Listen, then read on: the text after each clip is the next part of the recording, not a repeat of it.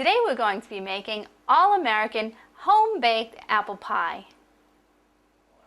Let's take out all our ingredients before we start to make sure we have everything we need. We're going to be using a 9.5-inch pie plate. For the crust, we'll be using 2 1/4 cups of flour, 1/2 cup of shortening, 1/4 cup of butter or margarine, 1/2 teaspoon of salt, and 5 to 7 tablespoons of water.